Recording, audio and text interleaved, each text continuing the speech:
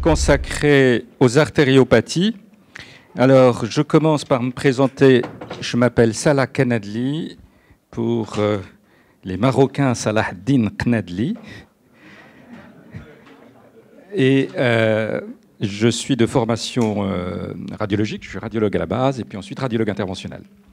Et aujourd'hui, nous allons faire un petit survol des traitements dits modernes de l'artériopathie. Alors, le titre n'est pas de moi. Ça serait vraiment très prétentieux de vous montrer des choses et vous dire ça, c'est le traitement moderne, comme si ce qu'on faisait ou ce qu'on fait n'est pas moderne. Donc, le but, c'est plutôt de vous montrer jusqu'où on peut aller dans des choses qui sont de la pratique clinique et qui ne sont pas uniquement de l'ordre de la recherche. Je vais faire ça sous la forme de présentation de cas. Et avant chaque cas, de vous donner les clés de réflexion sur ce segment de ce que je vais vous présenter. Puis ensuite, c'est extrêmement interactif, c'est-à-dire si vous avez des questions pendant, on le fera. On s'arrêtera quand on sera au bout du temps, mais il y a suffisamment de choses à faire d'ici là, donc on ira rapidement s'il n'y a pas de questions. S'il y a des choses sur lesquelles il faut s'appesantir, je m'arrêterai. Alors, ceci sont mes potentiels conflits d'intérêts, et comme j'en ai autant, c'est pratiquement peu de conflits d'intérêts réels. Ce que je voulais vous dire en parlant de la modernité dans le traitement, c'est que c'est une notion qui est un petit peu à géométrie variable, parce que si on regarde bien ce que l'on fait dans le traitement, il y a 3 façons de prendre en charge les patients sur le plan thérapeutique. Il y a le traitement médical, encore dit conservateur. Il y a le traitement médical d'accompagnement des traitements chirurgicaux et des traitements endovasculaires, c'est-à-dire toutes les thérapies qui reposent sur l'anticoagulation perprocédurale avant, après, et l'antiagrégation pré, per et après chez les patients.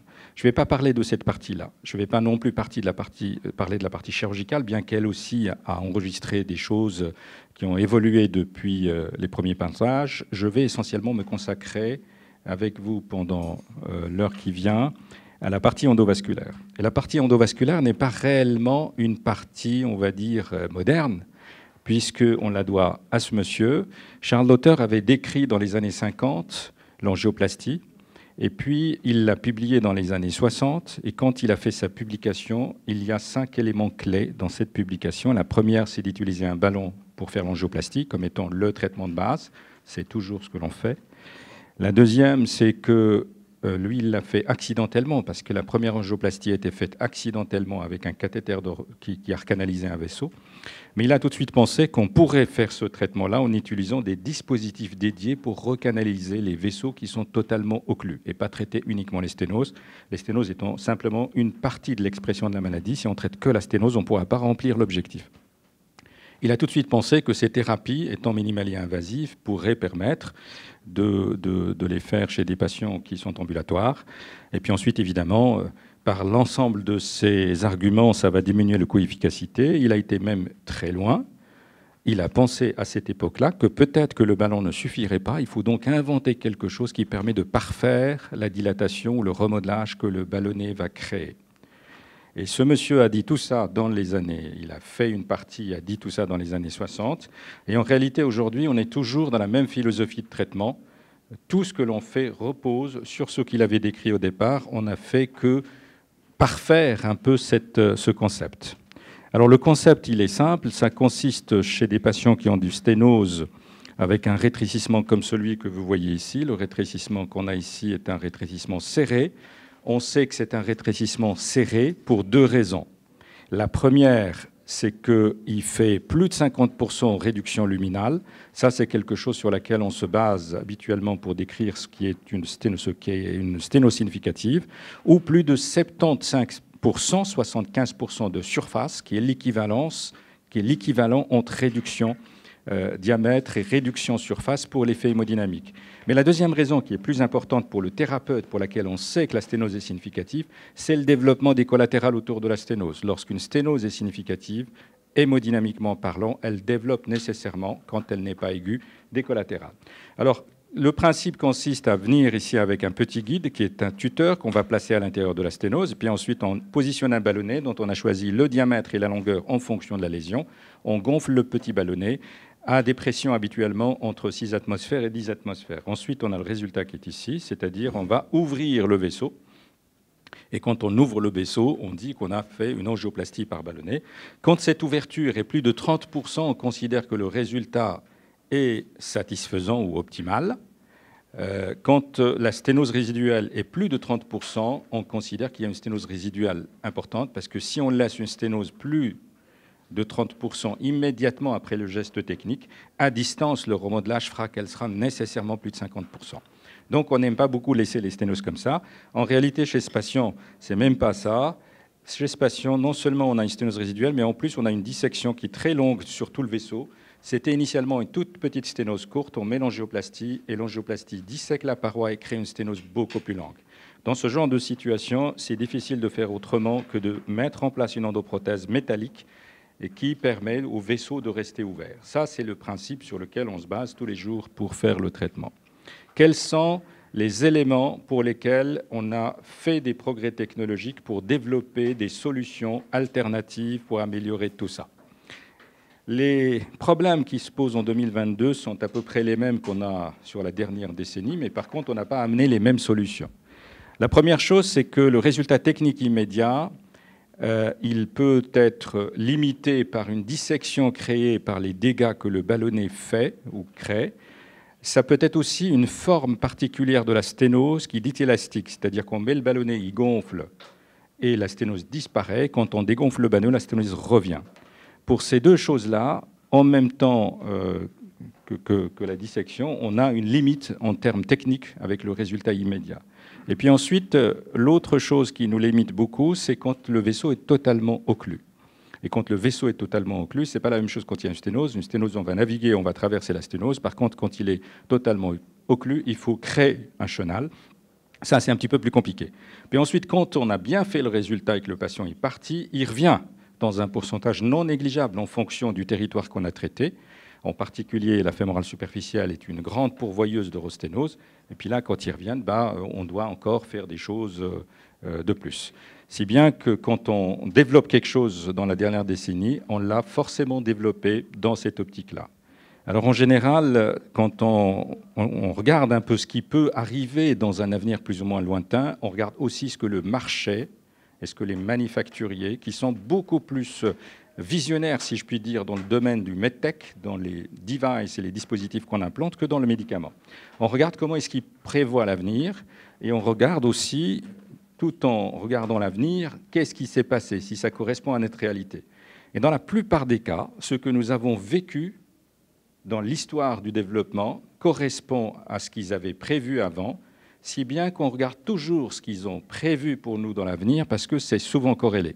Et là, on voit que le développement le plus important qui va se faire dans les 5 années qui viennent, il touche essentiellement les techniques et les dispositifs qui vont améliorer le résultat de l'angioplastie, ce qu'on appelle les accessoires de l'angioplastie périphérique. Alors, de quoi nous allons parler aujourd'hui? On va parler finalement des limites et comment est-ce qu'on a essayé de trouver des solutions à ces limites. La première chose, quelles sont les techniques et les technologies qui permettent de recanaliser un vaisseau totalement bouché. Et puis ensuite, on va regarder, quand on a recanalisé un vaisseau, il arrive parfois que le chenal qu'on a créé ne soit pas au bon endroit. Donc il faudrait pouvoir communiquer ou connecter la zone qui a été recanalisée avec le lit distal qui, lui, est normal. Et puis ensuite, on va regarder très brièvement comment est-ce qu'on fait pour la rosténose ou comment est-ce qu'on sélectionne les dispositifs qui sont à notre disposition en 2022 pour vaincre la rosténose. Allons-y pour le premier, les techniques et les technologies. Alors, je vous l'ai dit tout à l'heure, c'était un élément important qui limite les interventions vasculaires en termes de résultats techniques. Ça peut aller jusqu'à 20%. Et puis, vous voyez la répartition des problèmes qui expliquent l'échec technique immédiat montre qu'un des éléments les plus importants, à côté de la perforation qu'on ne voit pratiquement plus avec les dispositifs actuels, c'est quand même le guide qu'on insère à travers la sténose. Quand on le pousse dans l'occlusion, il ne passe pas. Et puis la deuxième chose, c'est quand on le pousse trop loin, il va aller dans la paroi. Et quand il va dans la paroi, il faut le ramener dans la lumière. Et ça, c'est toutes les technologies que nous allons voir tout à l'heure. Qu'est-ce que l'on sait sur l'occlusion dans les vaisseaux périphériques? Elle est totalement différente de l'occlusion coronaire. Elle est encore différente à l'étage sous la jambe par rapport à l'étage fémoro-poplité ou l'étage iliaque. Pourquoi c'est différent? Parce que ici, nous sommes dans une perfusion systolique. Les coronaires, c'est le seul vaisseau de l'organisme qui est en perfusion diastolique. Donc on a des pressions et un régime de flux hémodynamique et rhéologique qui est complètement différent. Les occlusions ne sont pas... C'est bien des muscles pour la plupart de ces territoires. Ils partagent le caractère circulation non terminale anastomotique musculaire. En revanche, ça n'est pas perfusé de la même manière. Dans le périphérique, qu'est-ce qui nous intéresse? Ce qui nous intéresse, c'est que l'occlusion, elle n'est quasiment jamais homogène. Quand on a une occlusion qui est chronique, il y a de l'athérome, il y a du thrombus frais qui est secondairement réorganisé, ce qui explique l'occlusion. La sténose est tellement serrée petit à petit jusqu'au moment où le flux est ralenti, puis brutalement ça s'occlue. Et quand on occlue un vaisseau périphérique, on ne l'occlue pas la zone de sténose. On l'occlue entre le point d'entrée ou le point de sortie d'une collatérale jusqu'au point d'entrée d'une nouvelle collatérale. C'est toujours un segment plus ou moins long, contrairement à d'autres occlusions dans d'autres situations, les artères rénales, etc., ou la circulation est terminale. Dans des circulations anastomotiques comme ça, c'est toujours très long. Il faut un point d'entrée, un point de sortie. Entre les deux, tout est bouché. Si la sténose était au milieu du vaisseau, la première partie est toute molle. On peut la canaliser facilement. Si la sténose était au début, ça va être difficile sur le début, mais par contre, la dernière partie, plus facile. Si bien que ce qu'on garde en mémoire, c'est qu'une occlusion périphérique a deux entrées. La partie entrée cape dite proximale et l'autre la cape distale. Donc il y a des techniques qu'on va faire avec la cape proximale et quand il n'y arrive pas, il faut savoir switcher sur la partie distale et ça sera quelque chose que nous allons voir tout à l'heure. Puis ensuite, vous avez l'athérome qui peut être calcifié ou simplement l'athérome non calcifié. Puis quand l'athérome est calcifié, c'est un problème parce que la nature du calcium ou de la plaque calcifiée empêche les dispositifs qui sont faits pour des parties où le caillou est, disons, mou, de passer plus facilement. Là, on a toute une philosophie de classer ces choses-là, et à partir de ces classifications-là, on détermine quel serait le guide que l'on va prendre de première intention, ou éventuellement, s'il faut d'emblée de première intention, prendre un dispositif d'assistance, de recanalisation, et pas le faire simplement, mécaniquement et manuellement avec un guide. Alors, ce n'est pas important, là, les différents stades. Ce qui est simplement important, c'est garder à l'esprit que la nature va être déterminante. Ici, par exemple, quand cette calcification est dans la lumière, plus de 50% et qu'on est dans le grade 3, ça ne sert à rien de faire une recanalisation avec un guide, parce qu'on ne va pas pouvoir passer. Et puis, si jamais, par hasard, on le pousse, il passe ici, c'est-à-dire dans la paroi subintimale, quand ça passe là, même quand ça passe et qu'on traite le patient, cette calcification est tellement importante qu'elle va exercer un effet de compression extrinsèque. Donc, ce qu'on fait là, c'est d'aller au milieu avec un dispositif dédié pour fragiliser le calcium et le traverser. Quel est le schéma global de ces traitements aujourd'hui?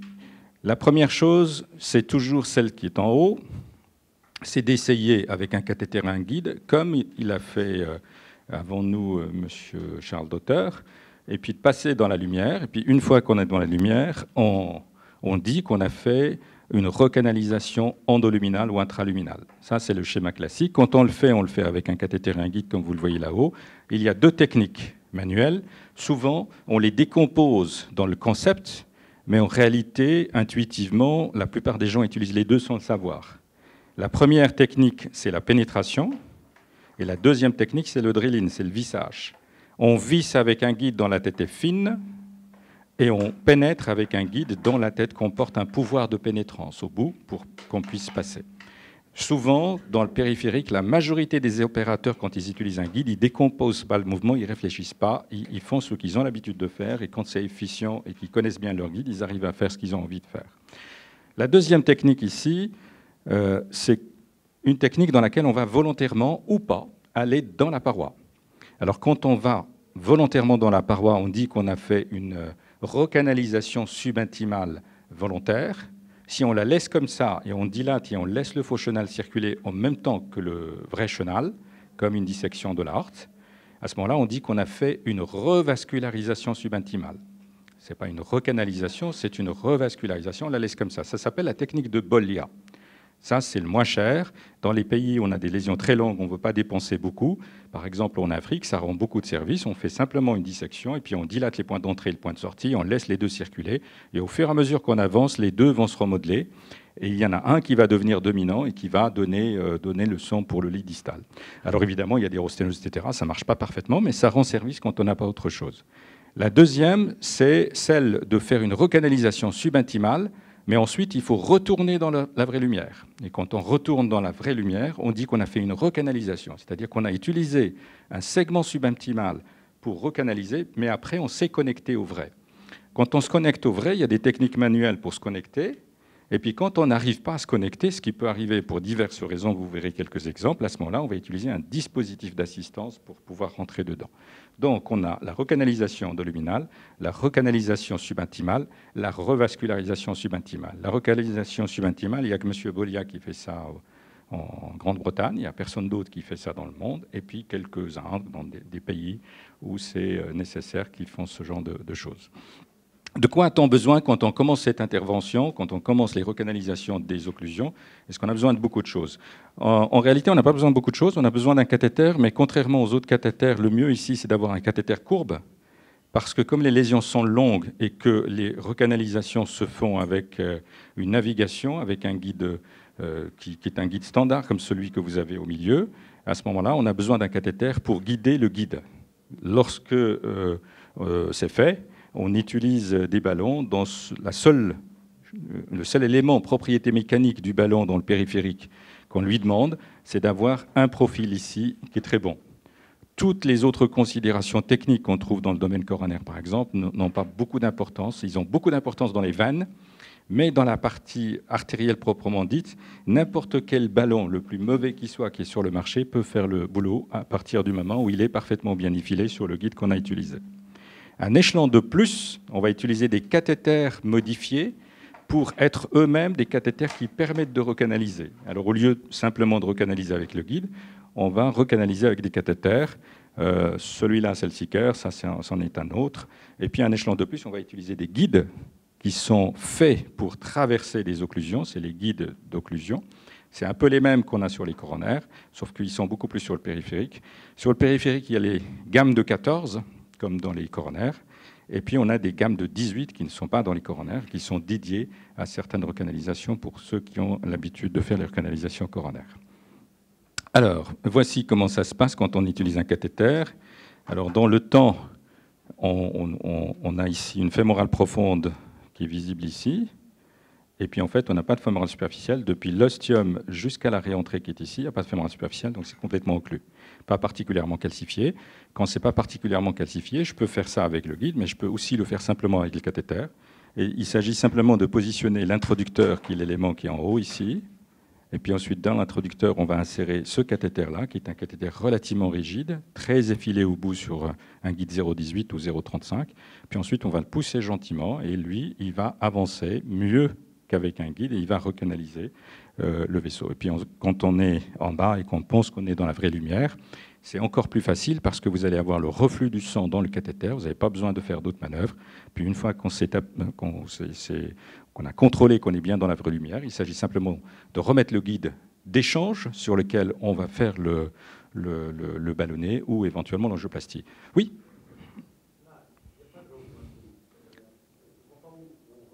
Oui. Oui.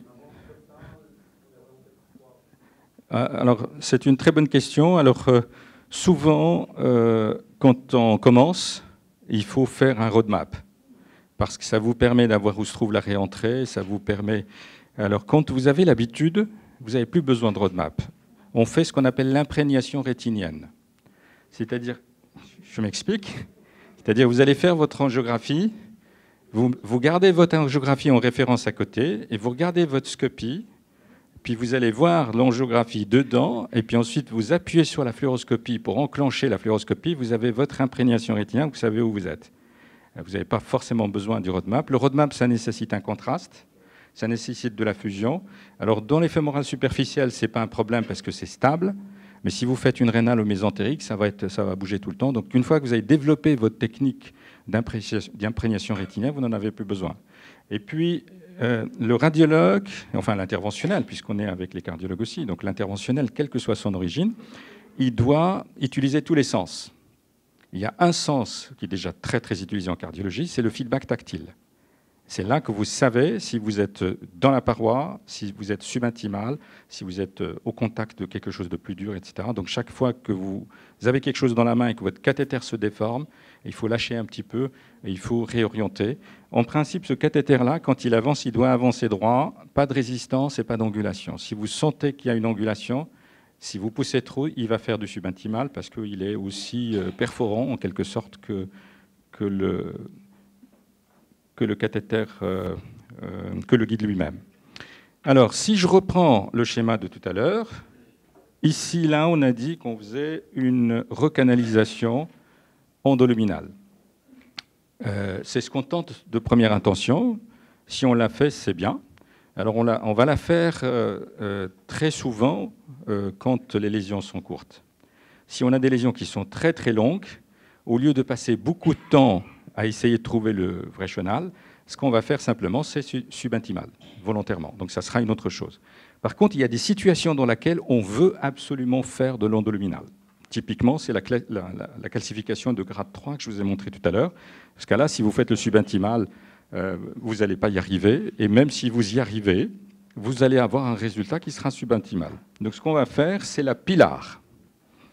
La pilar, c'est un peu notre bébé. La pilar, c'est une recanalisation intraluminale assistée pour vraiment rester tout le temps endoluminal et pas aller dans la partie subintimale. Alors, quand est-ce qu'on fait la pilar? Quelles sont les situations dans lesquelles on doit faire ça? La première, c'est quand vous avez des calcifications très importantes. Et la deuxième, c'est quand vous avez une occlusion dans un stent. Surtout les occlusions avant le stent. Parce que si vous avez un stent qui est en place, il est forcément auto-expansif s'il a été mis par quelqu'un qui a bien mis le stent. Parce qu'ici, on ne met que des stents auto-expansifs. Donc si vous êtes subintimal avant le stent, quand vous arrivez en subintimal sur le stent, vous avez créé un autre chenal, mais dès que vous allez faire l'angioplastie, le stent va s'écraser. Quand vous enlevez, le stent va revenir. Donc vous aurez un conflit de stent, de ballon, etc. Donc il faut absolument rester dedans, ça fait partie de ça. Et puis ensuite, vous avez les catégories un petit peu particulières que j'ai mises un petit peu en bas. Alors qu'est-ce qu'on a comme dispositif qui nous permet, quand on veut absolument rester dedans, rester dedans? On a sur le marché ces choses-là. Il y a le Viance, le TruePath, le Celote, le KitKat, le WeedCat, etc. et le Crosser. Le Crosser, celui-ci, il marche avec les ultrasons, donc c'est celui qu'on utilise le plus. C'est-à-dire qu'il va arriver, c'est des ultrasons avec des fréquences qui ne sont pas faites pour l'image. Là, ça fait pour détruire la plaque. Il va arriver au contact de la plaque. Quand on sent la résistance, on attend, on laisse travailler 30 secondes. Il va fragiliser, on pousse, puis ensuite on attend, et ainsi de suite. On fait ça petit à petit jusqu'à ce qu'on creuse l'endroit qu'on veut. Il peut être sur 18 ou sur 14. Et puis celui-ci, c'est un autre dispositif qui, lui, est basé sur l'OCT, sur l'image. Lui, il va vous permettre de naviguer quand la plaque est un peu compliquée, l'occlusion est un peu compliquée, pour savoir quelles sont les zones de fragilité dans lesquelles on peut pousser le guide plus facilement que les zones de résistance. Alors, voici un patient. Typiquement, là, c'est un claudiquant. Et il y a une angiographie des membres inférieurs. On va supposer à chaque fois, pour ne pas perdre beaucoup de temps, que la partie en amont est normale, que la partie distale est normale. Là, nous sommes au niveau de la cuisse. On voit qu'il a un stent. Qu'est-ce que c'est comme type de stent qu'il a ici? Est-ce que quelqu'un sait? Pas la marque, mais juste le type. Pas sur la longueur, juste est-ce que c'est un stent monté sur ballon ou c'est un auto-expansif? Si. Alors, comme ça, la prochaine fois, vous saurez. C'est un stent qui est auto-expansif. Pourquoi? Parce que les auto-expansifs ne sont pas faits du même métal. Les stents montés sur ballon, c'est de 316L ou de chromium cobalt. C'est particulièrement radiopaque. Les auto-expansifs, LG-Loy pour le wall stent, et toutes les autres sont des familles de nitinol. Nitinol est un alliage de nickel et de nitinol, de nickel et je ne sais plus, ça va me revenir. Toujours est-il que c'est peu radio-opaque.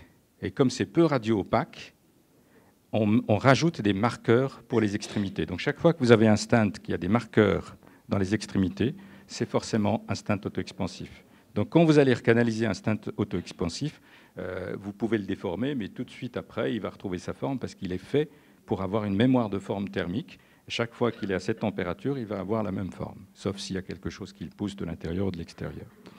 OK, donc ça, c'est une occlusion. Alors on dit que l'occlusion, elle est intrastinte, et puis elle est prestinte. Et quand on a une occlusion prestinte, qu'est-ce qu'on doit imaginer de faire? Quelles sont les possibilités qu'on a? Alors si on fait la technique ancienne ou classique, on va arriver avec un cathéter ici, et puis un guide, et on va essayer de pousser ce guide-là, et faire en sorte que le guide rentre ici à l'intérieur du stent. Et puis comme là, on ne peut pas naviguer parce que c'est l'occlusion, c'est un peu délicat de ramener et de le faire rentrer. Quelquefois, ça va passer, quelquefois pas. Alors pour des situations comme celle-ci, on peut faire beaucoup de choses. Une des techniques, c'est de venir ici et d'utiliser un dispositif de recanalisation qui vous guide pour aller dedans et rester dans la lumière. Donc vous arrivez dans le stent dans la lumière. Puis les autres techniques, il y en a plusieurs. Une des techniques les plus faciles, si je puis dire, ou en tout cas le moins coûteuse, c'est de ponctionner directement le stent. Quand je ponctionne le stent, je sais que je suis à l'intérieur du stent, je mets l'aiguille dans le stent, puis ensuite je pousse le guide du stent pour aller à l'extérieur. Si je dissèque à l'intérieur, ce n'est pas grave, je rajouterai un autre stent. Ce qu'il ne faut pas, c'est de disséquer dans la zone du stent. Pour ne pas disséquer, comme je vois le stent et qu'il est radio-opaque, je vais ponctionner à l'intérieur du stent. Alors, l'occlusion est ici. On va mettre ce dispositif en marche. Alors, ici, est-ce que ça marche? Non.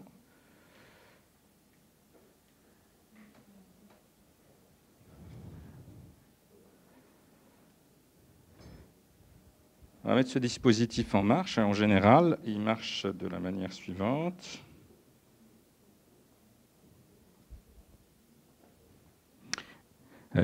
La vidéo ne marche pas, ce n'est pas bien grave. Donc c'est une petite tête comme ça, où il y a un transducteur qui va générer les ultrasons. Et puis on arrive avec le guide. Ensuite, on retire un tout petit peu le guide. On laisse le transducteur travailler. Puis ensuite, on repousse le guide progressivement. Il avance, comme vous le voyez là-bas. Le guide se trouve à peu près à cette hauteur-là. Et puis la petite tête ici, c'est uniquement les ultrasons. On laisse travailler toujours 30 secondes, 40 secondes, quelquefois 1 minute. Et puis ensuite, on le fait pousser. Tout ça se fait avec une perfusion continue de l'ensemble du système qui va encore améliorer l'effet avec un jet qui est terminal et un jet qui est latéral, ce qui permet de remodeler la zone. Plus on avance, plus ça se remodèle, plus ça se fragilise et plus le guide il va se pousser dedans. Alors quand ça se fragilise suffisamment, on pousse simplement. Et puis quand il y a beaucoup de résistance, à ce moment-là, on attend un petit peu et puis on peut l'aider avec le guide. Et puis une fois qu'on a fait toute la recanalisation, on reprend le schéma classique de l'angioplastie en mettant un ballonnet. On verra tout à l'heure quand est-ce qu'il faut mettre un ballonnet, quand est-ce qu'il faut mettre un ballonnet médicamenteux et quand est-ce qu'il faut mettre un stent médicamenteux. Mais pour l'heure, on va garder à l'esprit qu'une fois qu'on a recanalisé, on va pouvoir appliquer les différentes techniques classiques. Chez ce patient-là, c'est un patient qui a une claudication intermittente de nouveau. Celui-ci a une lésion iliaque. Alors, on ne voit pas très bien, mais en réalité, là, c'est l'aorte qui est particulièrement calcifiée. Ça, c'est un patient qui est à la fois diabétique et athéromateux. Comment est-ce qu'on reconnaît les calcifications d'un patient diabétique? Parce qu'elles sont médiales.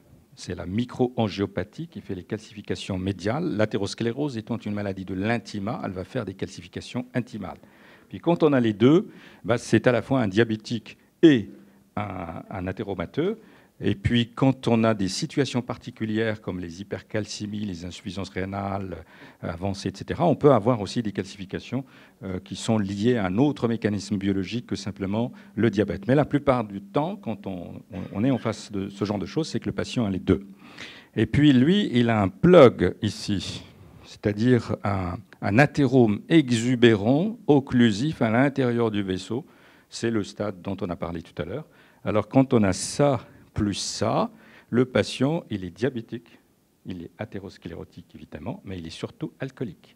C'est l'alcool qui donne cette forme d'athérosclérose exubérante à l'étage aortique. C'est très fréquent chez les femmes et quelquefois chez les hommes. Là, en l'occurrence, c'est une femme d'ailleurs.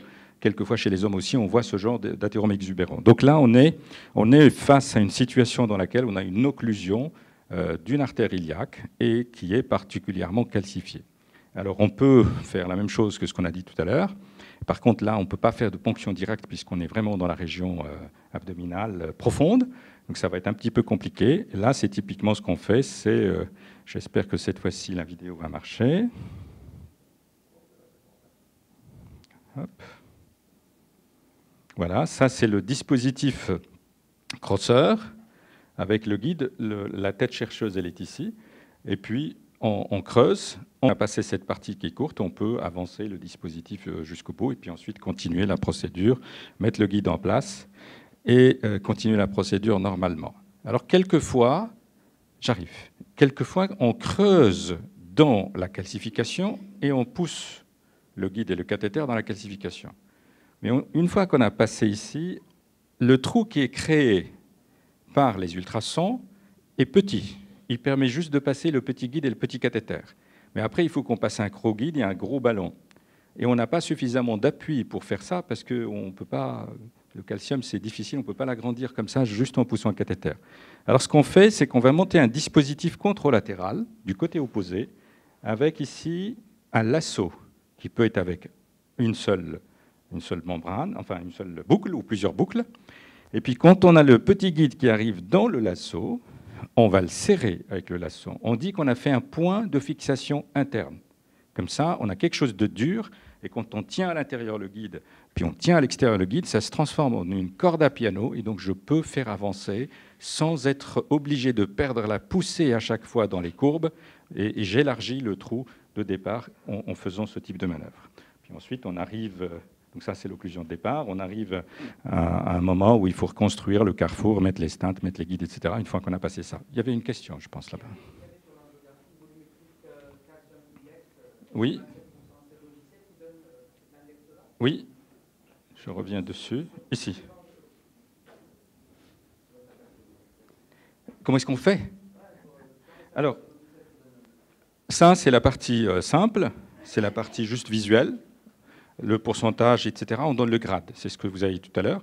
Puis quand on fait les obstructions, alors en principe, dans les rapports que le radiologue fournit quand on demande des artériopathies, il ne donne pas les grades, il dit c'est significatif, pas significatif. Quand on arrive à la planification thérapeutique, c'est-à-dire celui qui va faire le traitement, il va regarder avec précision le degré du calcium, et puis ensuite il va regarder ou il va calculer le volume du calcium. La correspondance entre les deux est relativement simple. En gros, plus sur le plan volumique, le calcium est important, plus on va passer du temps à passer. Et puis si, par exemple, je me trouve avec un patient qui a 45 ans, qui a une lésion proximale, donc à l'étage iliaque, et qui est, par exemple, sur un TASC dit D, un stade relativement avancé, et que techniquement, pour traiter ça, je peux, mais ça va être irradiant pour lui. Si de surcroît, il est insuffisant rénal pour les raisons qu'on a citées tout à l'heure, on va plutôt opter pour une chirurgie. Si par contre la partie volumique du calcium est très petite et que le sujet est âgé, qu'il y a une comorbidité, etc., ben on va être plutôt endovasculaire. Parce que là, si la calcification est trop grosse, on a besoin, pas de 3 minutes, mais un petit peu plus. Et on a besoin quelquefois de changer le cathéter, parce que le cathéter, il va marcher un certain temps, avec une perfusion, et quand on arrive au bout de la perfusion, il faut recharger la perfusion et changer le cathéter au bout de 3 minutes de fonction du cathéter. C'est 3 minutes de recanalisation, il faut changer le cathéter. Voilà pour cette partie-là. Les résultats de ce genre de choses ne sont jamais de 100% comme dans toutes les techniques, donc ça marche quand même dans plus de 90% des cas, dans plus de 90% des cas, ce qui n'est pas rien. Et ça permet d'avoir des situations qui sont traitées par voie endovasculaire que jadis on ne traitait pas par voie endovasculaire, on ne pouvait pas. Ce qui est intéressant, c'est ça, parce qu'il y a d'autres techniques qu'on peut utiliser. Et ce qui est intéressant, c'est qu'avec le crosser, vous ne pouvez pas perforer, on ne perfore pas, on ne dissèque pas, et si on ne pousse pas le guide. Et puis, évidemment, il n'y a pas d'accident embolique, parce que ça mélange un peu le tout. Et puis, en règle générale, on n'a pas ce genre de problème. Alors, il y a d'autres alternatives, notamment celles qui utilisent le CT. Là, on va combiner l'imagerie à la recanalisation. Et puis, on va se guider avec la tête de l'imagerie pour choisir les zones les plus friables. Puis, quand on a les zones les plus friables, on va tourner le cathéter sur la zone friable et ensuite, on va pousser le guide. Ça, c'est beaucoup plus coûteux que le crosser. Ça demande beaucoup plus de temps que le crosseur et ça demande des injections répétées de sérum physiologique pour bien voir. Ce qui fait qu'on élargit les chenaux, surtout si on est dans un chenal, dans une zone, on va dire, dans une zone subintimale. Si on commence à injecter beaucoup, la poche va s'agrandir et puis après, ça devient difficilement gérable. Et là, un autre inconvénient, chez ce patient-là, à peu près comme celui de tout à l'heure, c'est-à-dire une occlusion complète des l'ostium, cette fois-ci une occlusion sur la fémorale superficielle. Et puis, dans ces situations-là, est-ce que c'est le même? Oui, c'est le même. Dans ces situations-là, on ne peut pas utiliser directement le dispositif parce que le dispositif ne recanalise pas, il permet juste de choisir. Mais quand l'occlusion est ostiale, il faut initier la recanalisation et puis ensuite on continue. Pour l'initier, on a besoin d'autre chose, alors qu'avec le crosseur, avec les ultrasons, on n'a pas besoin d'initier. Le crosseur lui-même fait le travail sur l'ostium pour le fragiliser, puis ensuite on peut passer. Là, par contre, il faut commencer avec quelque chose. Là, en l'occurrence, c'est un cathéter. Là, c'est notre cathéter de tout à l'heure. Et puis ensuite, une fois qu'on a commencé, on peut continuer après en se guidant avec le dispositif jusqu'à retrouver la lumière distale. C'est une technique, c'est un petit peu long, un petit peu coûteux, mais c'est une technique qui est tout à fait valable et qu'on peut imaginer d'utiliser. Là, ce que j'ai fait, c'est de parler des technologies. Mais il y a les techniques. Les techniques n'ont pas forcément besoin d'avoir beaucoup de choses. Alors la première des techniques qu'on peut utiliser, c'est ce qu'on appelle l'angioplastie transcollatérale. Alors quand on a une occlusion et qu'on ne peut pas aller directement recanaliser le vaisseau, parce que c'est compliqué, parce que c'est long, etc., et parce qu'il n'y a pas forcément un impact clinique important si on recanalise le vaisseau, on va choisir une collatérale qui permet d'aller dilater le vaisseau qui nous intéresse, et pas forcément l'ouvrir sur la partie proximale, mais juste la partie distale. Alors là, on est dans le domaine, par exemple, ici, de l'ischémie critique. C'est majoritairement des diabétiques, c'est des problèmes de pied, de perte de substance, etc. Et puis là, il faut faire une angioplastie. Alors quand on regarde ici ce qui se passe dans le pied, on voit qu'en fait, il y a un seul vaisseau porteur, c'est la fibulaire. Et la fibulaire, par ses collatérales, postérieures et antérieures, reprend les territoires distaux de la tibiale postérieure et de la tibiale antérieure. Autrement dit, dans le jargon classique qu'on utilise, ce patient-là, il a un problème du pied, mais son angiosome effectif, c'est la fibulaire. Alors que l'angiosome théorique, c'est-à-dire la partie dont dépend cette région-là, c'est la tibiale antérieure, cette région-là, c'est la tibiale postérieure. Mais effectif maintenant, avec les collatéralisations qu'il a, tout dépend d'un seul vaisseau. Il n'y a pas beaucoup de sens d'aller perdre beaucoup de temps à recanaliser les autres. On va simplement passer dans la fibulaire et ensuite aller dilater les sténoses qui sont ici pour améliorer la situation distale et lever le problème d'ischémie critique et puis obtenir ce résultat-là. Alors ça nécessite d'avoir un guide fin, d'avoir des cathéters qui permettent de faire ces coupes, mais ce sont des techniques qu'on peut utiliser. Oui. Non, pas la collatérale. La collatérale, on l'utilise juste pour passer, mais ce qu'on traite, c'est toujours le vaisseau porteur du sang du pied. Donc là, c'est la tibiale antérieure qu'on va traiter, le tiers distal de la tibiale antérieure, mais en passant par la collatérale de communication entre la fibulaire et la tibiale antérieure. Oui. Quelle est la taille la plus petite que vous pouvez, c'est-à-dire le cut-off, où vous pouvez accepter à dilater? Il n'y en a pas. Ça dépend du ballon. Le plus petit ballon qu'on a dans le périphérique, c'est 1,25 et celui qu'on emprunte à d'autres, c'est 1 mm. Donc les vaisseaux interdigitaux, etc., on peut dilater à 1 mm, 1,25, mais en deçà, on ne peut pas parce qu'on n'a pas. Mais techniquement, là, on n'utilise plus de stent. Là, c'est que de l'angioplastie. C'est juste le ballonnet. C'est juste la ballonnée. Si, on peut. Les premières études sur les stents, même la méta-analyse, on en parlait ce matin, la méta-analyse sur les stents en dessous, ce qu'on appelle below the knee, en dessous du genou, donc toutes ces artères-là, la première méta-analyse était faite sur la base d'études qui ont utilisé que des stents coronaires. Alors on peut, mais c'est des stents coronaires qui sont très courts. Il n'y a pas de stent coronaire très long. Le plus long, ça fait 28 dans ce segment-là. Les stents qui sont couverts, qui sont cotés, ils sont relativement limités. Depuis ces méta-analyses, cette agitation un peu sur le niveau d'évidence pour appliquer des stents en dessous du genou, on a toutes les firmes qui font des stents coronaires, on va dire cotées, qui se sont mis à produire des stents dédiés, avec des stents relativement longs pour nous. Autre chose, des stents coronaires, on peut les utiliser, mais il y a des limites conceptuelles dans cette région-là. Lorsque votre patient il va aller voir son cardiologue ou son angiologue dans le cadre du suivi et qu'il lui prend l'ABI, si vous mettez le brassard à tension et vous le gonflez là à des pressions sus-systoliques, vous allez comprimer le stent. Et s'il n'est pas auto-expansif, vous allez le fermer.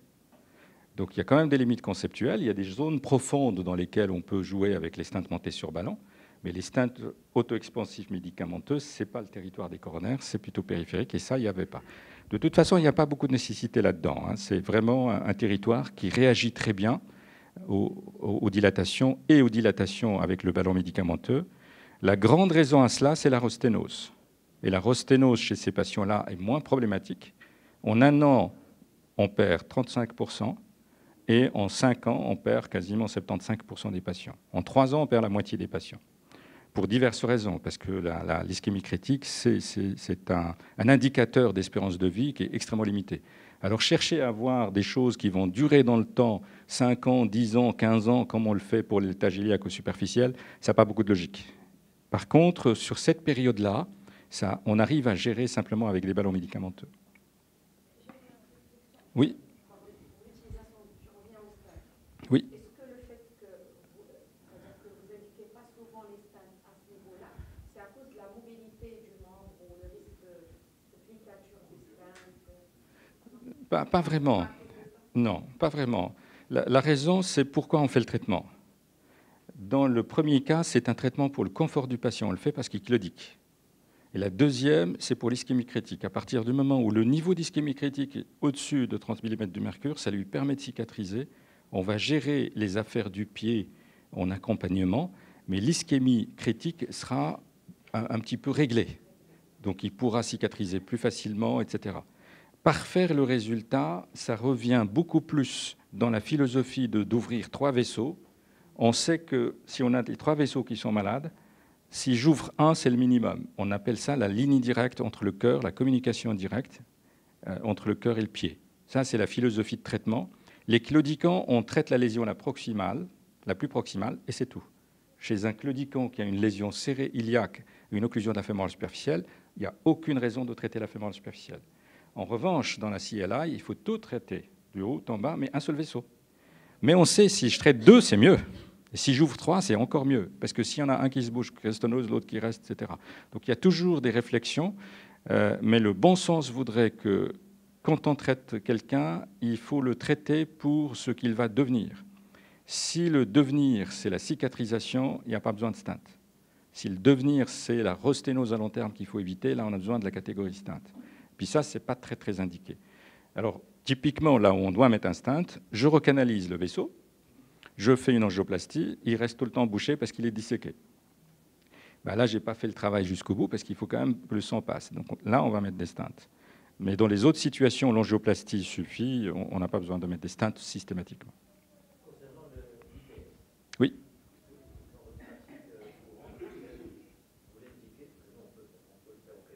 Oui. Alors, c'est une affaire d'école. La philosophie de travail dans la partie ischémie critique et dans la partie claudication sont totalement différentes. Dans l'ischémie critique, on va travailler soit avec la PO2 autour des zones qui sont ulcérées, ou la TCPO2, soit on va travailler avec la mesure directe du flux distal, la perfusion distale. Puis quand on fait l'angiographie, il nous arrive quelquefois de faire la perfusion sur la table d'angiographie avec les logiciels dédiés. Et puis c'est comme ça qu'on va choisir tel territoire à ouvrir, s'il faut ouvrir plutôt la tibiale antérieure, plutôt la tibiale postérieure. Mais dans une exploration globale, la définition, elle est sur 30 mm de mercure, mais ça s'arrête là. Après, ça n'intervient plus dans quel vaisseau on doit le faire, avec quelle technique de mesure.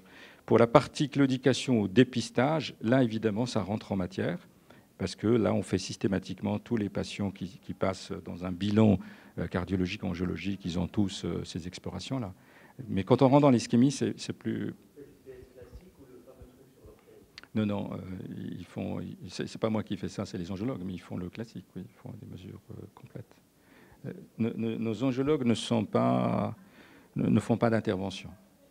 Donc leur science à eux, c'est les investigations. Donc ils investissent beaucoup. C'est des comptes rendus dans lesquels il y a à peu près tout. Ils font toutes les mesures, etc. Donc mais disons sur le plan impact thérapeutique, autant sur la première partie, ça a beaucoup d'importance, autant sur l'impact thérapeutique, ça n'a pas beaucoup de choses. Alors, justement, on va rester dans la CLI, ça c'est autre chose. Donc on a vu les voies transcollatérales, mais dans le pied, il y a à peu près 10 à 20% des patients qui n'ont pas d'arche au niveau du pied. C'est-à-dire qu'ils n'ont pas de communication entre la tibiale antérieure et la tibiale postérieure. Mais la plupart des patients, c'est-à-dire la majorité, plus de 80%, ils ont une arche entre les deux. Alors quand on a des problèmes du pied, l'autre façon, comme celui-ci, il a ici 3 vaisseaux qui sont particulièrement malades. Il est un peu comme les coronaires, on dit qu'il est trivasculaire. Et puis quand on regarde la partie distale du pied, on a ici la tibiale antérieure qui est ici.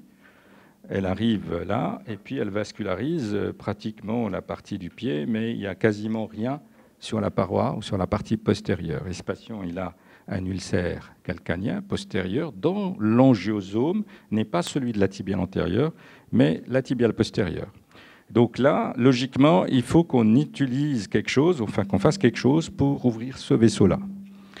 Alors, comme il faut ouvrir celui-ci et qu'il faut ouvrir celui-là, l'autre façon de faire, c'est on ouvre en premier celui qui permet d'ouvrir le second. Et là, le premier, c'est la tibiale antérieure, donc c'est la lésion qui est très haute. On recanalise tout ça, puis on descend, et puis quand on arrive en bas, on fait une petite loupe comme ça. Avec le guide, on traverse l'arche, et on recommence, on fait la recanalisation au sens inverse, et puis ensuite on dilate tout ça sur le trajet, puis on récupère la vascularisation du pied. Donc là, je n'ai pas besoin de recanaliser les deux. Quand il y a un système qui permet de faire ça, je fais la loupe en passant de l'un à l'autre. Donc transcollatéral, loupe, ça c'est des techniques, mais qui n'ont pas besoin de beaucoup de technologie. C'est la même technologie à peu près qu'on utilise pour les autres. Là, on était endoluminal, assisté avec du matériel sophistiqué, en utilisant des techniques pour passer d'un vaisseau à l'autre. L'autre chose dont on aurait besoin, c'est les technologies qui permettent de faire la réentrée ou les techniques qui permettent de se surpasser en quelque sorte pour éviter ces problèmes de dissection subintimale. On en a déjà parlé ici, donc on est un peu dans le deuxième registre. Là-bas, c'est la pilaire. Ici, on est dans la pire, c'est-à-dire quelque chose qu'on va faire intentionnellement, mais qu'il faut réparer par la suite. Alors, qu'est-ce qu'on utilise habituellement pour ça, quand on est passé de l'un à l'autre? Le plus simple, c'est celui-ci. Celui-ci, c'est juste un cathéter, mais avec une aiguille dans le cathéter qui est rétractée. Et lorsque on est dans l'espace subintimal et qu'on veut passer de l'espace subintimal à l'espace endoluminal, on va amener ce cathéter ici. Une fois qu'il est positionné, on va pousser l'aiguille avec une petite manette dédiée pour ça. Elle vient percer la membrane entre le faux chenal et le vrai chenal. Et quand on est dans le vrai chenal, on va pousser le guide dans le vrai chenal. Et comme ça, on a communiqué ici le faux avec le vrai qui est ici. Puis ensuite, on continue la manœuvre.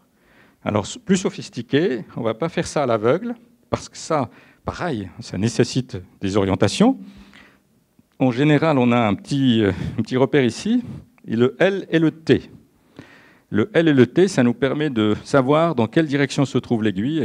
Parce qu'en projection, on peut la voir comme ça, mais on ne sait pas très bien où elle est. Il faut 2 projections pour situer si l'aiguille est dans le bon plan par rapport à la ponction. Alors, c'est jamais dramatique. Ça peut l'être dans l'aorte.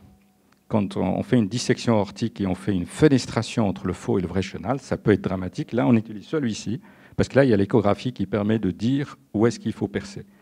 Ici, ce n'est pas un problème parce qu'on est dans le chenal qu'il faut, et donc on n'a pas revascularisé, il est occlu.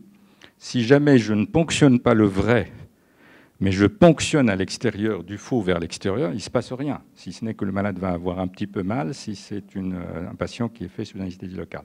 Mais autrement, ce n'est pas bien méchant, donc on peut recommencer si la situation n'est pas adéquate. Alors voici de nouveau une occlusion. Alors ici, c'est une occlusion relativement longue. On aurait pu la faire en endoluminal. Je ne me souviens d'ailleurs pas pourquoi est-ce qu'on a fait ça en subintimal, mais peu importe. Alors quand on veut faire le subintimal, qu'est-ce qu'on fait? On prend le cathéter courbe.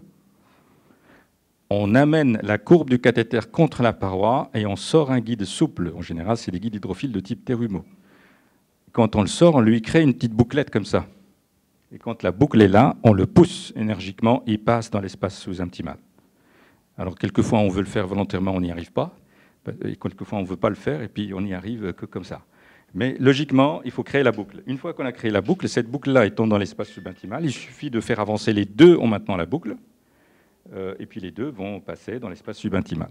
Et quand on arrive à la partie qu'on estime être le bon endroit de réentrée, on maintient une petite pression sur le cathéter dirigée vers la vraie lumière et on retire le guide.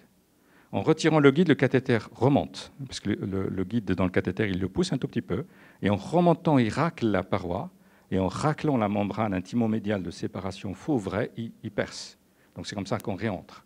Si jamais on n'arrive pas, et puis qu'on a essayé plusieurs fois et qu'on n'y arrive pas, ben, qu'est-ce qu'on fait? On va venir ici dans cet espace-là, où se trouve le guide, et puis on va mettre un dispositif, celui qu'on a vu tout à l'heure. Ça, c'est le guide qui est dans le faux chenal. La vraie lumière est quelque part ici. On le met un petit peu loin, mais pas trop. Et puis ensuite, on va mettre ce dispositif-là qui est ici. Une fois qu'on est en place, on sort l'aiguille, on perce, et ensuite on pousse. Là, vous voyez le petit L qui est orienté, qui nous donne la direction où se trouve le vrai. Et puis ensuite, on va pousser le guide. Une fois qu'on a poussé le guide dedans, le guide va aller dans la vraie lumière ici. Puis après, on a fait une revascularisation normale, puisqu'on est vrai-vrai. Par contre, on a fait une recanalisation subintimale. On retire ce dispositif-là sur le guide 18, sur le guide 14, parce qu'il est compatible qu'avec le 14. Après, on fait des petits changements de façon à retrouver un guide 35. Et puis quand on a le guide 35 ou le guide 18, on peut continuer jusqu'au bout en mettant le stent en place. Donc ça, c'est le moins cher et c'est celui qu'on va utiliser le plus souvent pour ce genre de situation. Il y a la situation où on n'arrive pas, mais il y a deux autres situations classiques. C'est celle où on veut faire une réentrée très proximale, pour une raison ou pour une autre. Typiquement, par exemple, si nous étions dans le segment sous-géniculé, proximité du segment sous-géniculé, vous savez que les pontages des claudications, on n'aime pas faire des pontages sous-géniculés. Il faut qu'ils soient sus-géniculés.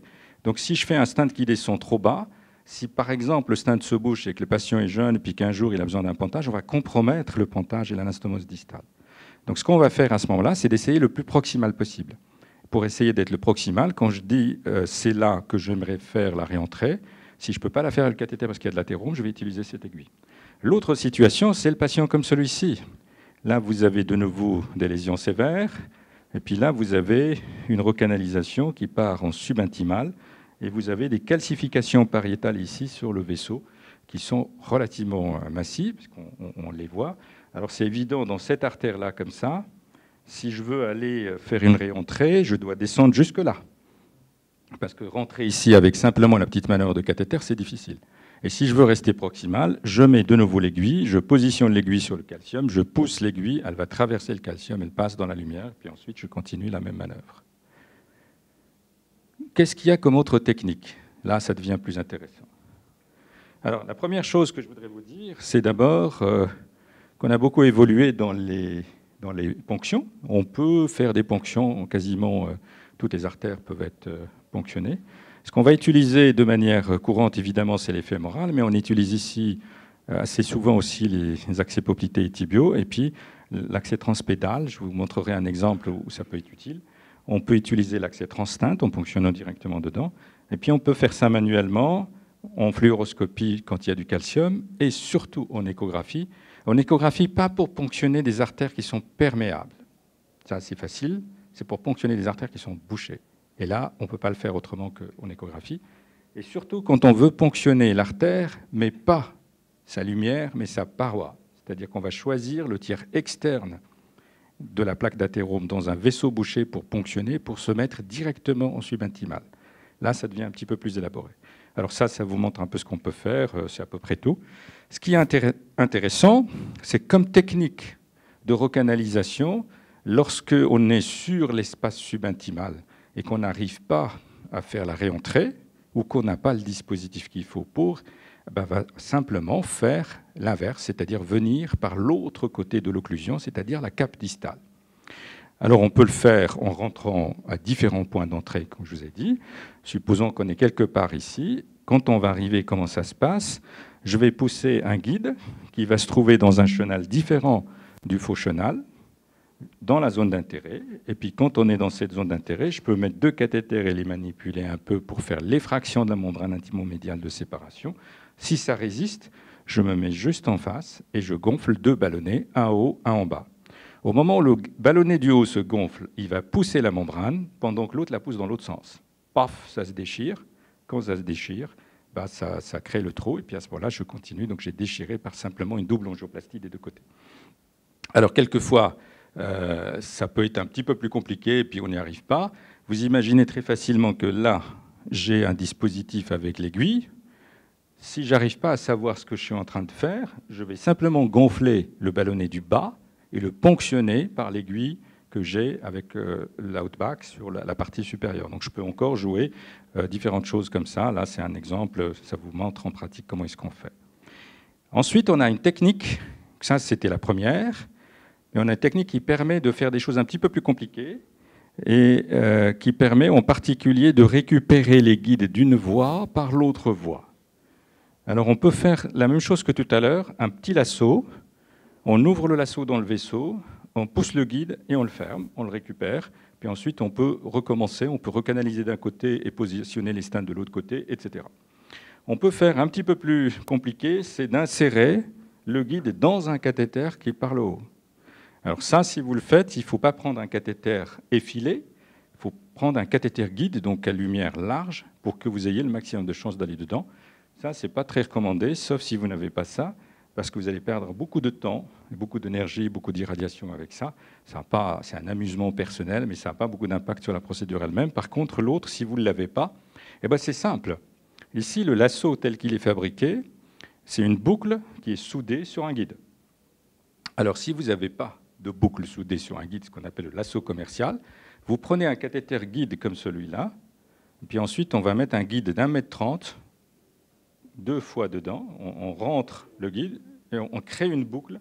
On dit qu'on a fait un lasso homemade. Et puis quelquefois, vous pouvez le faire in situ. C'est-à-dire qu'on peut jouer avec le cathéter et le guide pour faire toute cette manœuvre-là à l'intérieur, ce qui vous permet de récupérer le petit guide qui est là-bas. Alors voici donc un autre patient. Celui-ci est un petit peu plus compliqué dans le sens où il a une obstruction de pile iliaque externe avec déjà une iliaque commune qui est très malade. Tout ça s'est bouché jusqu'en bas, jusqu'à la fémorale profonde. Donc il faut recanaliser la fémorale commune, l'iliaque externe, la fémorale commune, la fémorale superficielle, etc. Un seul axe de jambe jusqu'au pied. Voilà.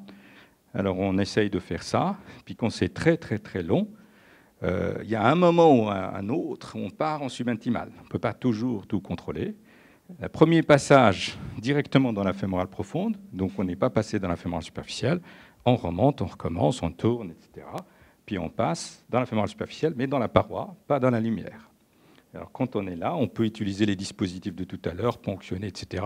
On peut simplement aussi utiliser, pas simplement, mais on peut utiliser alternativement une ponction de la poplité. Là, on ponctionne la poplité. D'ailleurs, dans le cas particulier, je vois ça c'est l'outback. Donc on a essayé aussi de passer avec l'aiguille. Visiblement, ça n'a pas marché. Et donc on a fait ici la voie poplitée. Et puis une fois qu'on a fait la voie poplitée, on pousse le guide. Là, c'est un guide qu'on va pousser jusqu'au contact de la zone d'intérêt. Et puis quand on est au contact de la zone d'intérêt, on essaye de faire communiquer le guide avec le cathéter en l'introduisant dedans. Et puis ça se passe comme ceci, puis après on continue le traitement. Alors quand c'est un peu plus compliqué, on a besoin quand même du lasso. Et puis ça, c'est un patient qui vient parce qu'il a une claudication résiduelle, toujours de stade 2B. Il a été se faire traiter dans un autre centre, il a été traité, et puis ensuite il a toujours la même claudication. Il revient. Parce qu'on lui a fait cette angiographie de contrôle, ça c'était fait chez nous, mais il y a une identique.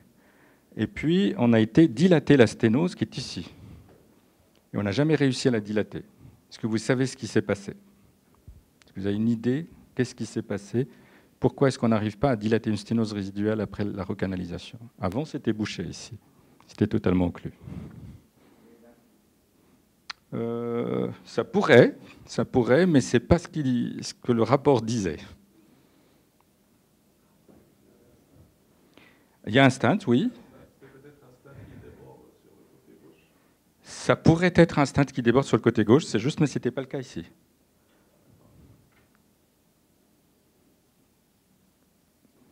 Alors en fait, quand vous regardez là-bas, vous ne voyez pas, mais quand on fait le cathétérium sélectif, ça devient évident. Le stent, il est de là à là. Le stent, on a fait à l'époque une recanalisation. Et le stent a été mis dans le faux chenal.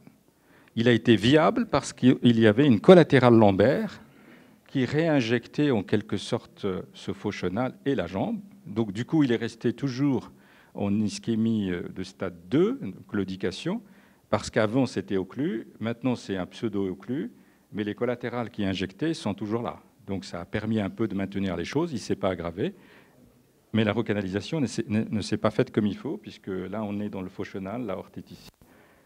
Et puis ensuite, quand vous regardez bien ici, vous voyez que l'ilia commune est un peu irrégulière. Et quand vous regardez bien ce côté-là, c'est presque trop lisse à l'extérieur et avec un stent qui s'est expandu un peu trop. C'est comme s'il avait de la place. Et de la place, c'est dans le faux chenal. Dans le vrai chenal, il y a beaucoup plus de matériaux qui sont durs et on ne peut pas avoir cette discordance comme ça, entre ça et ça très facilement. Donc déjà, il y a quelque chose qui n'allait pas. Alors qu'est-ce qu'on fait dans ces cas-là ?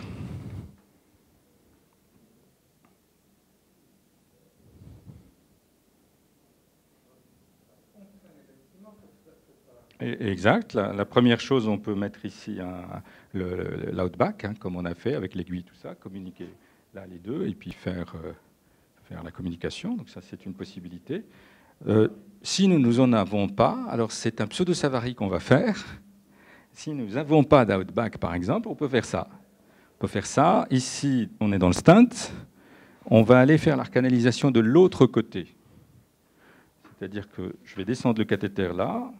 Je fais une recanalisation du côté opposé. Une fois que la recanalisation est faite, je vais attraper le guide qui est là-bas avec un lasso. En réalité, ce qu'on voit là, c'est déjà le lasso qui attrape le guide ici. Puis je vais remonter l'ensemble du système dans l'aorte. Ici, dans l'aorte, il y a une membrane qui vient comme ça et qui va se positionner dans l'aorte. Donc c'est des manœuvres de Savary, mais en sens inverse. Et une fois qu'on est en haut, on va reconstruire de nouveau le carrefour en rajoutant 2 stents des deux côtés, parce qu'il y a du matériel qu'on remonte d'un côté dans l'autre, puis qu'il faut reconstruire tout ça ici avec 2 stents. J'aurais de toute façon fait 2 stents, parce que comme la partie intimo-médiale de séparation débordait beaucoup dans l'aorte, si je fais juste un trou, je dois la dépasser pour aller de l'autre côté. Si je vais de l'autre côté, je compromets le flux du côté opposé. Donc de toute façon, c'était une reconstruction ortho-iliaque avec 2 stents auto-expansifs qu'on met, auto-expansifs ou pas, et qu'on met dans cette situation. Alors, comme nous avons 2 minutes, je vais vous présenter celui-ci, et puis ensuite le dernier. Celui-ci, c'est un patient qui a une occlusion de sa fémorale commune, de sa fémorale superficielle, une occlusion qui est ici. Et puis, je vous ai dit tout à l'heure qu'on pouvait faire des tas de choses avec des dispositifs sophistiqués. Mais si on n'a pas de dispositif, ce qu'on peut faire simplement, c'est d'aller avec l'aiguille, ponctionner directement l'occlusion, la fémorale qui est occluse. Et puis, à partir du moment où on a ça, c'est les images de la fémorale, on a la ponction, on a l'aiguille, on va diriger l'aiguille sous échographie à partir de la fémorale commune pour qu'elle rentre dans la fémorale superficielle qui est occluse. Puis après, on continue avec les guides de la même manière qu'on a fait jusqu'à présent. La dernière, c'est celle-ci. Alors celle-ci, je l'aime beaucoup parce que c'est une technique qu'on a appelée la technique lambda, pas parce qu'elle est quelconque, mais parce qu'elle décrit une lambda. Alors qu'est-ce que ça veut dire cette technique lambda ? Ça veut dire que là, au lieu de ponctionner une artère perméable, on va volontairement ponctionner une artère bouchée. Et puis comme elle est bouchée, on ne gère plus les problèmes de point de ponction, de toute façon elle restera bouchée. Et on la ponctionne pour faire une subintimale, pour ne pas perdre du temps à faire de l'endoluminal, parce que de toute façon on s'en fout, on ne va pas l'utiliser. Donc on va ponctionner sous écho la paroi, On se met en subintimal. Ensuite, on prend ce chemin-là pour recanaliser ça, et on ressort le matériel sans comprimer. Et on connecte au-dessus. Alors, quand est-ce qu'on doit faire ça ou on peut faire ça? Donc ça, c'est les techniques de ponction, la recanalisation subintimale, je passe rapidement. Quand est-ce qu'on fait ça? C'est quand on a des patients sur lesquels on ne peut pas faire facilement tout ce qu'on a fait. Alors, par exemple, celui-ci, ça, c'est une chirurgie d'artériectomie avec un pontage sur la fémorale profonde. Il n'y a plus de fémorale superficielle. Tout ça, c'est tout frais. Il a été opéré plusieurs fois. Il est en stade 4. Et puis, il a bouché tout depuis la fémorale jusqu'en bas. Tout est bouché. Donc là, c'est amputation ou faire quelque chose. Donc ce qu'on fait, c'est remonter par le bas. On remonte en haut. On attrape ce guide-là. On inverse la vapeur. Donc on est toujours dans la logique du safari. Ensuite, on va recanaliser la fémorale superficielle. Vous voyez le guide qui descend dans l'artère qu'on a utilisé tout à l'heure. Mais quand on aura recanaliser ça ici, il va falloir se connecter ici de nouveau avec les mêmes techniques de tout à l'heure, mais dans le sens inverse, dans le sens antégral, se connecter là sur la partie distale. Là, on a la fémorale superficielle. Ça, c'est juste l'élargissement de l'endartérectomie du pontage. Là, c'est tout ce qu'on a recanalisé. Et puis là, on arrive au niveau de la jambe et du pied. Donc, on a rétabli tout ça. Ici, là, c'est le vaisseau qu'on a utilisé juste pour recanaliser, donc on ne s'en occupe pas. On aurait pu le dilater, celui-là, mais si je dilate celui-là, j'arrive au bout, en bas. Il va falloir gérer le flux, et puis il va se thromboser, parce que je ne suis pas sûr qu'il est connecté en bas, parce qu'on a choisi un segment qui est totalement bouché.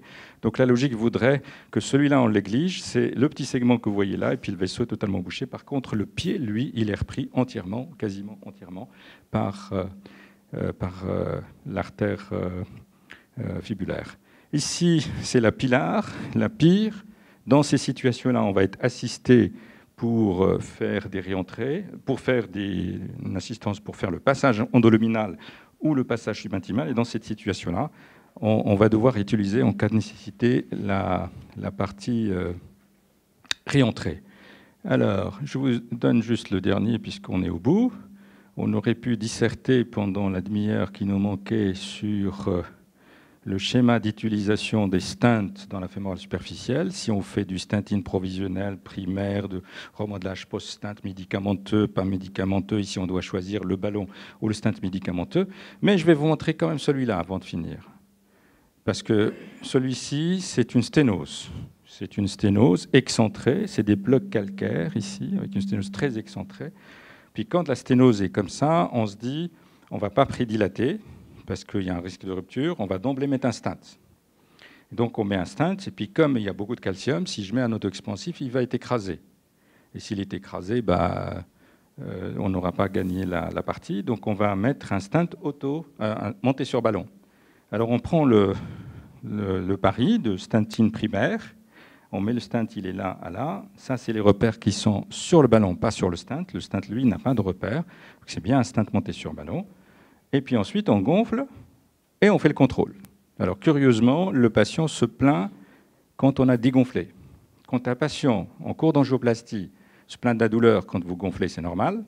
Quand il se plaint de la douleur quand vous avez dégonflé le ballon, là, c'est une rupture.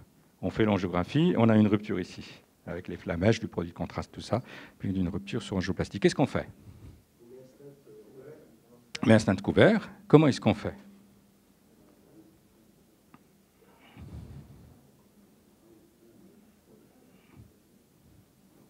Est-ce que vous avez une idée comment est-ce qu'on fait? Alors le problème du stent couvert, c'est qu'on va travailler ici en 6F la plupart du temps, on fait à peu près tout. Là, aujourd'hui, on a des stents couverts qui sont sur 6F et qui couvrent ces diamètres-là. À cette époque-là, il n'y avait pas de stent couvert qui ouvrait ça. Ça veut dire que je dois changer d'introducteur. Alors si je dois changer d'introducteur, si je change celui-là, pendant tout ce temps-là, le monsieur, il saigne. Donc ce qu'on fait dans ces cas-là, c'est les mêmes techniques que tout à l'heure, la même philosophie. Je vais remettre un ballon ici. Ce ballon, il sert à occlure le vaisseau, momentanément. Pendant ce temps-là, je reponctionne de ce côté-là, je mets un introducteur 8F, et sur l'introducteur 8F, on met un stent couvert. Puis quand je suis en place, je dégonfle le premier, je gonfle le second pour sceller complètement le tout, et tout est ambulatoire. Donc dans la logique des stents, on n'a plus le droit aujourd'hui de faire une angioplastie sans avoir le stent pour la couvrir, mais ça vous donne un peu la panoplie de gestion de ces choses-là. Ici, au passage, ça, c'est le point d'entrée. En réalité, peut-être que si on avait simplement fait une angioplastie, ça serait mieux passé. Mais en ayant fait une angioplastie, un stent monté sur ballon, le fait de gonfler le stent, il y a des jonctions avec des ponts. Il a fracturé un pont et les struts du stent sont rentrés dans le vaisseau. C'est pour ça qu'il l'a rompu. Donc même un stent, ce n'est pas une solution quand on a des lésions qui sont particulièrement calcifiées. Le bon sens aujourd'hui, ça serait un autre chapitre, c'est faire pas une endartérectomie, mais une athérectomie percutanée, c'est-à-dire d'enlever du matériel avant de mettre le stent pour qu'il y ait suffisamment d'espace, pour qu'il n'y ait pas de fracture de stent et puis brèche au niveau de la paroi. Voilà ce que je voulais vous dire. Un petit peu tronqué parce qu'il nous manquait des minutes de départ. Est-ce que vous avez encore une ou deux questions, quelque chose que vous aimeriez partager avant qu'on clôt le débat? Oui. Oui. Ça va certainement démocratiser le technique. On a besoin donc d'une salle de café, etc., et de mieux faire la chose. Mais si on arrive à faire pas mal de choses sous échographie, est-ce que c'est possible? Est-ce que c'est de pratiquement en Suisse, en France? Est-ce que ça prend du terrain? Je pense que l'angioplastie sous échographie est certainement intéressante dans certaines indications. Typiquement, ce sont les fistules artério-veineuses des hémodialysés. On sait où se trouvent les lésions, on a un large champ d'exploration, mais 10 à 20% de ces patients ont des lésions centrales en même temps que les lésions périphériques. Mais quand on traite déjà les périphériques, si on a un bon résultat, on a un bon. Si on n'a pas, on va faire le contrôle après. Dans la philosophie des artères, c'est beaucoup plus compliqué. Il ne faut vraiment pas avoir le matériel pour le faire. Mais développer uniquement dans ce domaine-là, ça n'a pas de sens. Parce que, comme vous avez vu, il y a beaucoup de choses sur lesquelles on va baser le traitement en intégrant des éléments qui sont en amont, des éléments qui sont en aval, et pas juste le segment de la sténose. Il faut des collatérales, il faut beaucoup de choses. Avoir une cartographie complète, c'est indispensable pour choisir le matériel qu'on veut. Donc ça, on ne peut pas le faire facilement. Par contre, il y a un autre switch qui est attendu. Ce n'est pas celui de l'échographie, mais c'est celui de l'IRM. C'est qu'on va, dans les 5 à 10 ans, on switchera l'interventionnel vasculaire en grande partie sur le guidage IRM et pas sur le guidage rayon X. Ça, c'est plus porteur.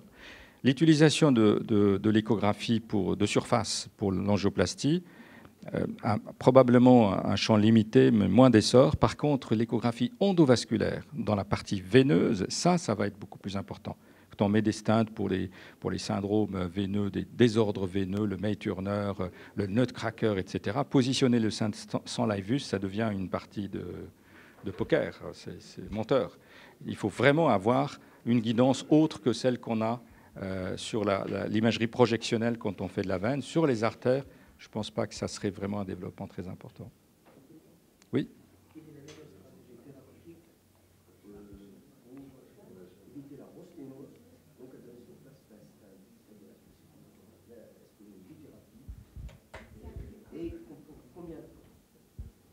Alors, oui. Alors, la stratégie habituelle, c'est qu'on donne une double anti-agrégation. En général, on donne les deux pour 3 mois et on arrête un et on laisse l'autre à vie parce qu'ils sont de toute façon dans le haut risque cardiovasculaire.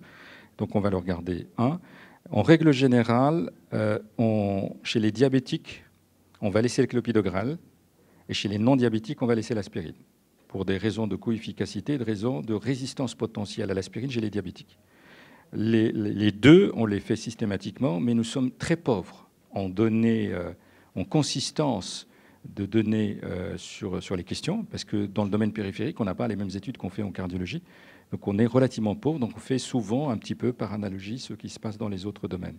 Mais l'antiagrégation simple, elle doit être initiée avant l'angioplastie. Ils doivent tous être imprégnés avant. Puis après, on fait les deux. Je termine juste parce qu'il y a un point important. Quand on utilise des stents médicamenteux, on a deux familles des stents médicamenteux. Il y a ceux qu'on appelle les lutein stents, les DIS, DES, puis ceux qui sont, à mon sens, pas lutein, mais juste côté. C'est le Zilver PTX pour le second. Le premier, c'est l'Eluvia. L'Eluvia, il va larguer le médicament sur une période de 3 mois à 6 mois. Le PTX, c'est en 48 heures. Donc c'est un peu le ballonné, c'est en 30 secondes. Lui, c'est 48 heures, mais ce n'est pas vraiment un largage continu dans le temps. Ce qui veut dire que dans le premier, qui est l'Eluvia, on va empêcher l'hyperplasie intimale, mais en même temps, l'endothélisation du stent pendant 3 à 6 mois. Pour ces patients-là, on va les laisser sous double antiagrégation plus longtemps.